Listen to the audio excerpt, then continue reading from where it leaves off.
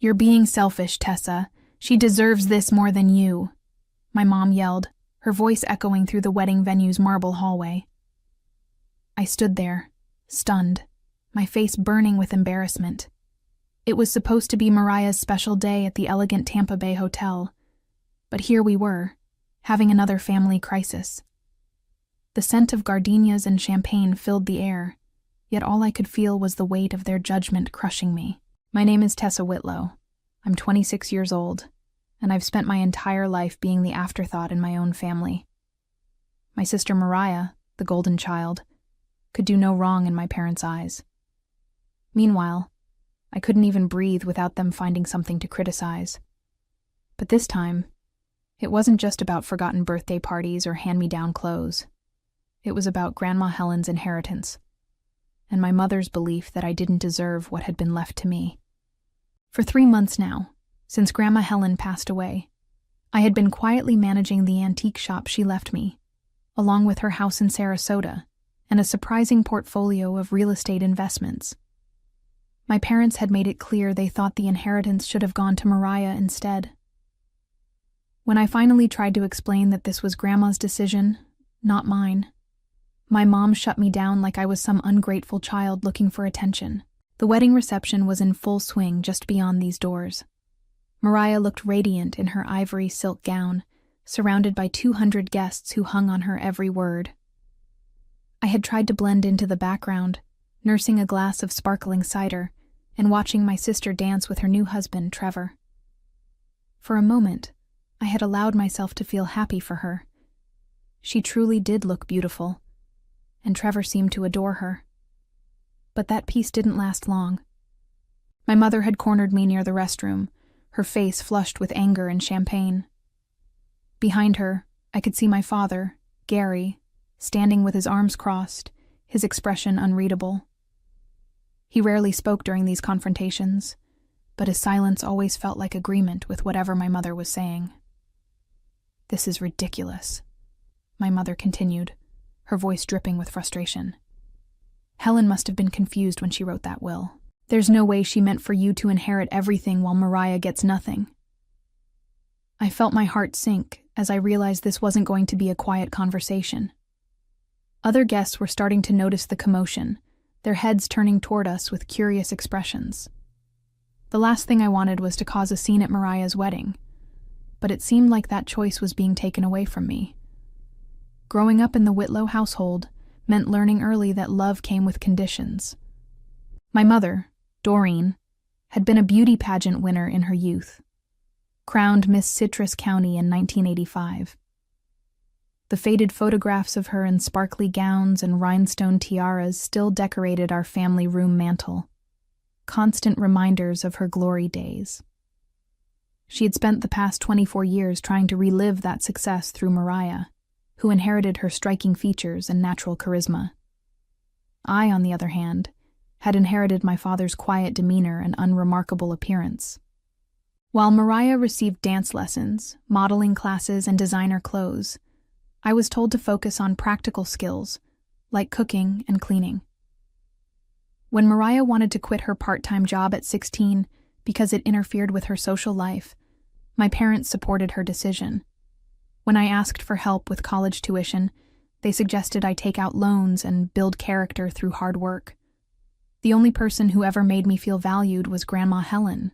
Every weekend from the time I was 12, I would take the bus to her antique shop in Sarasota.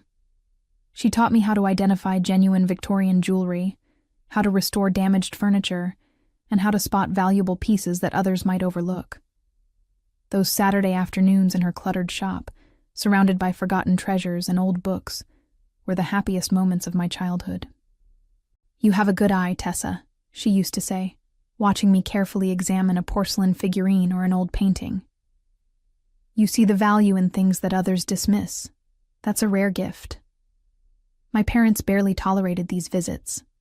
My mother often complained that spending time with dusty old junk wasn't helping me develop any real-world skills. She never understood that Grandma Helen was teaching me about history, art, and business. When I graduated high school and announced my intention to study art history and business administration, my mother rolled her eyes and muttered something about, useless degrees. Mariah, meanwhile, was busy winning local beauty contests and dating the quarterback of her college football team. She had a natural ability to command attention wherever she went, and my parents basked in the reflected glory of her success. They attended every pageant, every social event, every moment that showcased their beautiful daughter. During my college years, I continued working at Grandma Helen's shop, learning the ins and outs of running a small business. I discovered she owned not just the shop, but several rental properties throughout Sarasota that provided steady income. She had been quietly building wealth for decades, all while living modestly in her small house behind the shop. When Grandma Helen was diagnosed with cancer last year, I spent every free moment caring for her. My parents visited occasionally, but they always seemed uncomfortable around illness and medical equipment. Mariah came by twice, both times bringing flowers and staying for less than an hour. In her final weeks, Grandma Helen held my hand and told me she was proud of the woman I had become. "You're the only one who really understood what this place meant to me," she whispered. "I know you'll take care of it." 3 months ago, when the lawyer read Grandma Helen's will, the silence in his office was deafening. I sat between my parents, my hands folded in my lap, as he announced that Helen Whitlow had left her entire estate to her granddaughter Tessa, the antique shop, the house, the rental properties, and a stock portfolio worth more than anyone had realized. My mother's face went through several color changes, from pale white to bright red. "There must be some mistake," she said, her voice tight with controlled anger. "Helen always said the family business should stay in the family." "It is staying in the family, Mrs. Whitlow," the lawyer replied gently. "Tessa is family." "But Mariah is the older daughter's child," my father spoke up for the first time. "Shouldn't inheritance follow traditional lines?" The lawyer shook his head. Mrs. Helen Whitlow was very specific about her wishes. She left detailed instructions about why she chose Tessa as her heir. "Would you like me to read them?" I watched my mother's jaw clench. "That won't be necessary." The ride home was silent, but I could feel the tension radiating from the front seat. When we pulled into our driveway, my mother finally exploded. "I can't believe she would do this to us," she said, whirling around to face me. "After everything we've done for that woman, all the visits and family dinners, and she leaves everything to you? You barely even talk to her." "I spent every weekend with her for 14 years, I said quietly. "I helped run her shop. I took care of her when she was sick." "Oh, please," my mother cut me off. "You sat around looking at old junk. Mariah was busy building a real life, a real future. She's getting married in 3 months, Tessa. Do you know how expensive weddings are?" That's when I realized this wasn't really about honoring Grandma Helen's memory or understanding her choices. This was about money, and about my mother's belief that Mariah deserved everything good that came into our family's orbit. Over the following weeks, the pressure intensified. My mother would call me daily with new arguments about why I should do the right thing and share the inheritance with Mariah. She pointed out that Mariah was starting a new life and needed financial security, while I was still single and could make my own way with my college degree. My father, true to form, said little but nodded along with whatever my mother suggested. When I tried to explain that Grandma Helen had specifically chosen me for reasons that went beyond money, he would change the subject or find an excuse to leave the room. The breaking point came 2 weeks before Mariah's wedding. I received a formal letter from a lawyer my parents had hired, questioning the validity of Grandma Helen's will and suggesting she might not have been mentally competent when she signed it. The letter made my stomach turn. They were actually trying to legally challenge my grandmother's final wishes. That night, I made a phone call that would change everything. The morning of Mariah's wedding, I tried one last time to have a reasonable conversation with my mother. I found her in the hotel's bridal suite, fussing over Mariah's veil, while a team of makeup artists and stylists worked their magic. The room smelled like expensive perfume and hairspray, and everywhere I looked, there were flowers, champagne bottles, and gift boxes. "Mom," Can we talk privately for a minute? I asked, standing awkwardly in the doorway. Doreen barely glanced up from adjusting Mariah's train. We're a little busy right now, Tessa. Can't this wait until after the ceremony? It's about Grandma Helen's estate, I said, causing both my mother and sister to look up sharply. Mariah, who had been admiring herself in the mirror, turned to face me. Tessa, you're not seriously going to bring this up today, are you? It's my wedding day. I know, and I'm sorry, but I received the letter from your lawyer, I said, my voice steadier than I felt. I can't believe you're actually trying to contest Grandma's will. My mother's expression hardened. We're protecting this family's interests. Helen wasn't thinking clearly in her final months. Everyone knows that grief and medication can affect judgment. She was completely lucid when she made that will, I replied. I was there. I saw her meet with the lawyer multiple times to make sure everything was exactly as she wanted it. You manipulated a dying old woman, my mother snapped, finally abandoning her pretense of civility. You spent all that time at her shop, filling her head with ideas about how much you cared, when really you were just positioning yourself to inherit everything. The accusation hit me like a physical blow. That's not true, and you know it. I loved Grandma Helen. I spent time with her because she was my grandmother, not because I wanted her money. Mariah stood up, still in her elaborate dress. Look, Tessa, I don't want to fight about this, but Mom has a point. You did spend a lot more time with Grandma than the rest of us. Maybe she felt obligated to leave you everything because of that. Or maybe she left it to me because I was the only one who actually cared about her and her legacy. I shot back, my patience finally wearing thin. Her legacy? My mother laughed bitterly. It's an old junk shop, Tessa. It's not some grand family tradition. Helen should have sold that place years ago and put the money toward something useful, like Mariah's education or her wedding. I felt something shift inside me at those words. The dismissive way she talked about Grandma Helen's life's work, the assumption that everything should ultimately benefit Mariah, the complete disregard for what our grandmother had actually wanted, it all crystallized into a moment of perfect clarity. You know what? I said, my voice surprisingly calm. You're right about one thing. Grandma Helen did make her choice based on who she thought would best honor her legacy, and she chose me. That's exactly what I'm talking about, my mother said, her voice rising. You think you're so special, so deserving, but look at your sister. Look at what she's accomplished. She's beautiful, she's successful, she's getting married to a wonderful man. She has a future. What do you have? A dusty shop and a bunch of old furniture. The makeup artist and stylist had stopped working and were pretending not to listen to our argument. I could see them exchanging uncomfortable glances in the mirror's reflection. I have something you'll never understand, I said quietly. I have Grandma Helen's trust and respect. I have her legacy. And I have the legal right to do whatever I want with what she left me. My mother's face flushed an angry red. We'll see about that. The lawyer thinks we have a strong case. Then I guess we'll see each other in court, I replied, and walked out of the bridal suite. As I made my way back to my hotel room, I realized that the conversation had actually been a relief. The pretense was finally over. We were no longer pretending to be a happy family working through a difficult situation. The battle lines were drawn. The wedding ceremony itself was beautiful, I had to admit. The Tampa Bay Hotel's grand ballroom was decorated with thousands of white roses and twinkling lights. Mariah looked stunning as she walked down the aisle, her smile radiant as she approached Trevor at the altar.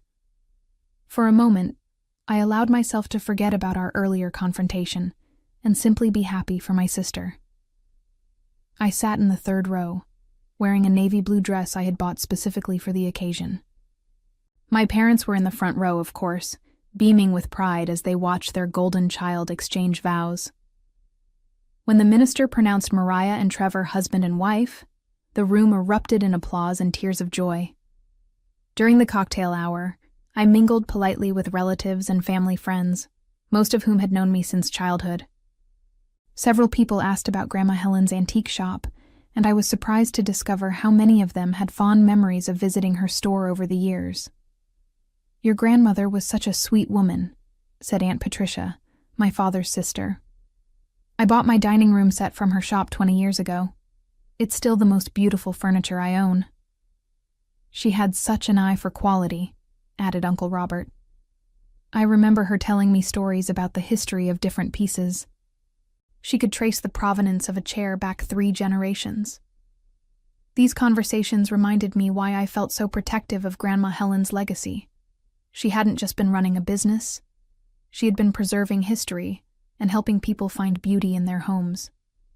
As the evening progressed, I noticed my mother watching me from across the room.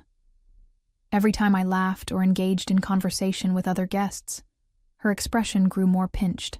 I realized she was probably worried that I was telling people about our family dispute. The truth was, I hadn't mentioned the inheritance situation to anyone.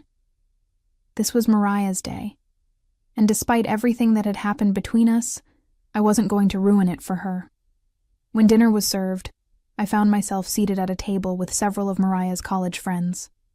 They were all polite and included me in their conversations about their careers and recent travels. For a brief moment, I felt like a normal person attending a normal family wedding. But that illusion was shattered when the speeches began. Trevor's best man gave a funny toast about their college adventures. Mariah's maid of honor talked about their friendship and how perfect Trevor was for her. Then my father stood up to give the father of the bride's speech. "Mariah has always been our little princess," he began, his voice warm with emotion.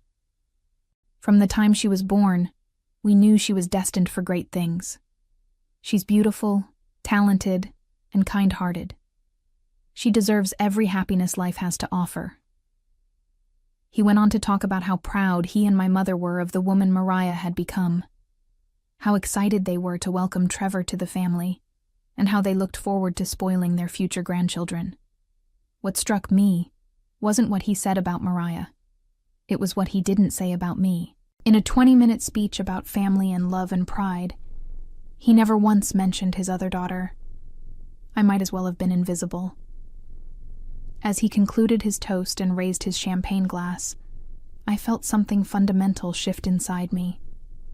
I had spent 26 years hoping that someday my parents would see me, really see me, as someone worthy of their love and pride.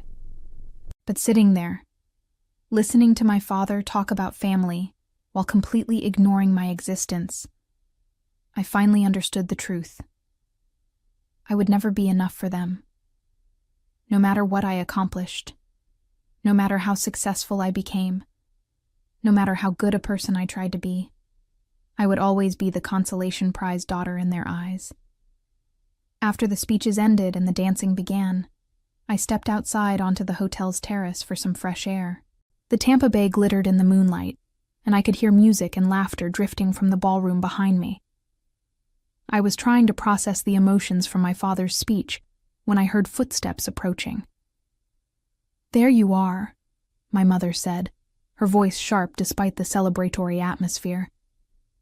"We need to finish our conversation from this morning." I turned to face her, noting that she had changed from her pale pink mother of the bride dress into a darker cocktail dress for the reception. Her makeup was still perfect, but her expression was harder than it had been during the ceremony. "I thought we had finished it," I replied calmly. "You made your position very clear." "No, Tessa. I made my opening statement. Now I'm making my final offer."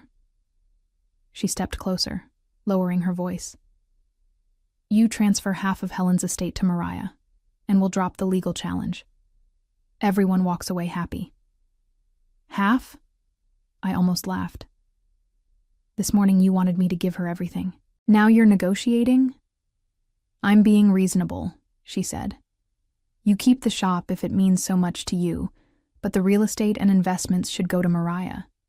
She's starting a new life. She needs financial security." "And what about what Grandma Helen wanted?" I asked. My mother's mask finally slipped completely.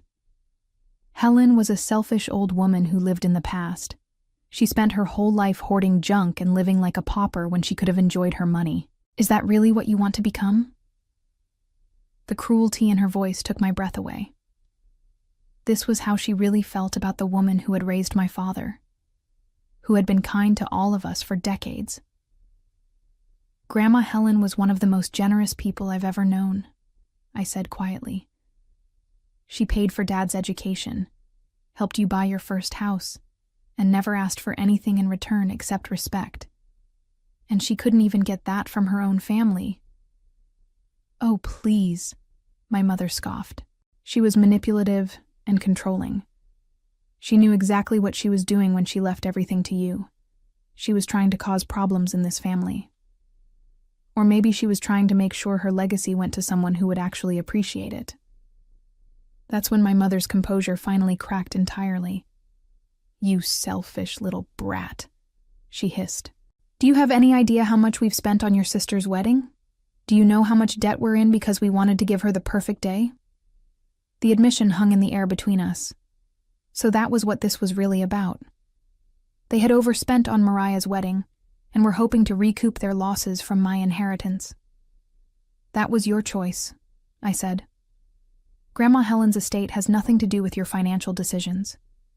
Everything in this family affects this family, my mother shot back. You don't get to just take what you want and ignore everyone else's needs. I'm not taking anything, I replied, my voice growing stronger. I'm keeping what was freely given to me by someone who loved me. Love? My mother laughed bitterly. Helen didn't love anyone but herself. And apparently she passed that trait on to you. I felt the last thread of my patience snap. You know what, Mom? You're right. I am being selfish. I'm selfishly choosing to honor my grandmother's wishes instead of funding your mistakes. Her eyes narrowed dangerously. You're going to regret this, Tessa. Mark my words. I was heading back toward the ballroom when my mother caught my arm, her grip surprisingly strong for someone in her late 50s. The music was louder now, and I could see couples dancing through the tall windows, completely unaware of the drama unfolding on the terrace. We're not done talking, she said, her voice low and threatening. Yes, we are, I replied, trying to pull my arm free. I'm going back inside. You're not going anywhere until you agree to do the right thing, she insisted, tightening her grip. Do you see your sister in there? Do you see how happy she is? Are you really going to destroy that happiness because of your selfishness? I'm not destroying anything, I said, but my mother wasn't listening. You've always been jealous of Mariah, she continued, her voice rising despite our proximity to the ballroom doors. You've never been able to stand the fact that she's prettier, more successful, more loved than you'll ever be. The words hit their intended target, but instead of feeling hurt, I felt something else entirely. A kind of cold clarity that settled over me like armor. You're absolutely right, I said, my voice eerily calm. I'll never be as pretty as Mariah. I'll never win beauty contests or charm everyone I meet. But you know what I will be? I'll be the granddaughter who honored her grandmother's wishes. I'll be the person who built something meaningful with the gifts I was given. And I'll be free of this family's toxic expectations. My mother's eyes flashed with rage. How dare you? How dare I what? Tell the truth, face reality, accept that you'll never love me the way you love her? You ungrateful. But before she could finish the sentence, her hand flew up and connected with my cheek in a sharp, stinging slap that echoed across the terrace. The silence that followed was deafening. Through the ballroom windows, I could see that several guests had noticed the commotion and were staring in our direction. My mother's face was flushed with anger and what might have been immediate regret, but it was too late to take back what she had done. I touched my cheek, feeling the heat of the handprint she had left there. Then I looked directly into her eyes and smiled. Thank you, I said quietly. Thank you for what? My mother asked, confusion replacing anger in her voice. For showing me exactly who you really are, I replied, my smile growing wider. For 26 years, I kept making excuses for you. I told myself that maybe you did love me, just differently. Maybe you showed favoritism because Mariah needed more attention. Maybe if I just tried harder, worked harder, achieved more, you'd finally see my worth. I took a step back, putting distance between us. But this, slapping me at my sister's wedding because I won't give you money that isn't yours, this finally gave me the clarity I needed. My mother's face had gone pale. Tessa, I didn't mean to. Yes, you did, I interrupted. You meant every word you said, and you meant that slap. And I'm grateful, because now I know exactly where I stand. I could see my father approaching through the ballroom doors, probably wondering what was taking so long.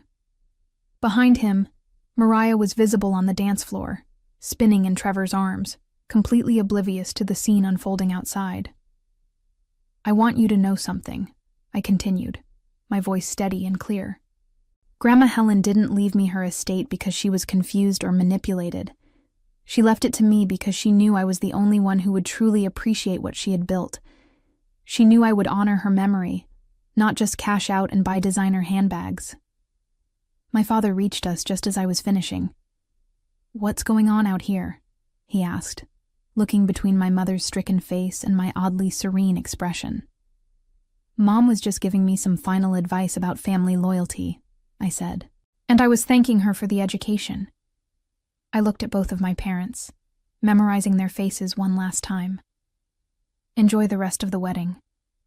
I hope it was worth everything you spent on it."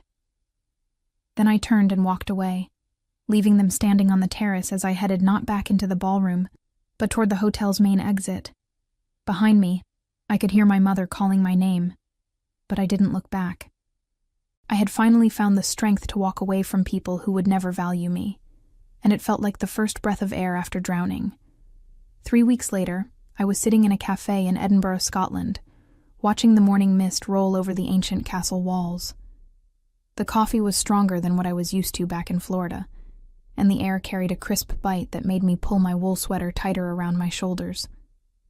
The past weeks had been a whirlwind of legal meetings, financial arrangements, and long-distance phone calls. Before leaving Tampa, I had met with the estate attorney and a private wealth management firm that Grandma Helen had apparently been working with for years. It turned out that her modest lifestyle had hidden a much larger fortune than any of us had realized. The antique shop was now being managed by Eleanor Morrison, a former colleague of Grandma Helen's who understood both the business and the historical significance of the inventory. The rental properties were generating steady income through a professional management company. And the stock portfolio, well, that had grown substantially since Grandma Helen's passing. I pulled out my phone and reread the message I had received from my lawyer that morning. "Certified letters delivered to all family members as requested. Your instructions have been carried out exactly as specified." Those letters contained a simple message. Any future contact attempts would be forwarded to my legal team. All inheritance claims had been permanently resolved in my favor, and I was pursuing a complete separation from the Whitlow family. I had also included a statement that any attempts to contest the estate further would result in a countersuit for harassment and emotional distress. My phone buzzed with another message, this one from Eleanor at the antique shop. 3 new acquisitions this week, including a beautiful Victorian jewelry collection. Your grandmother would be so proud of how we're expanding her vision. I smiled, thinking about how Grandma Helen had always talked about traveling to Scotland someday. She had been fascinated by Scottish history and had collected several pieces of Highland pottery over the years. Now I was here, living the adventure she had only dreamed of. The apartment I was renting overlooked the Royal Mile, and I had already enrolled in a graduate program at the University of Edinburgh to study art history and museum curation. For the first time in my life, I was making decisions based entirely on what I wanted, not what my family expected of me. As I sat there planning my day, which would include visits to several antique dealers and a tour of the National Museum of Scotland, I realized I hadn't thought about my family's reaction to my departure in over a week. That realization itself was liberating. I had spent so many years trying to earn love that was never going to be freely given. Now I was learning what it felt like to live without that constant weight of disapproval and expectation. Looking back on that moment at Mariah's wedding, I understood that my mother's slap had been the final gift she could give me. The gift of absolute clarity about who she really was and what our relationship would always be. And as I finished my coffee and prepared to explore another medieval street in my new city, I knew that Grandma Helen would have been proud of the choice I had made. I was finally free to become the person she had always believed I could be, and I intended to honor her memory by living fully and fearlessly in the life I was building for myself. The revenge I had chosen wasn't dramatic or public. It was simply the complete removal of my presence and resources from people who had never valued either. Sometimes the most powerful thing you can do is walk away and never look back, carrying with you only the lessons learned and the strength gained from surviving those who never truly saw your worth.